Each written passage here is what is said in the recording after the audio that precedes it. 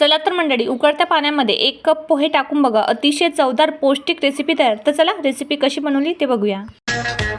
मंद धुंद ही गुलाबी हवा, प्रीत गंध हा शराबी नवा,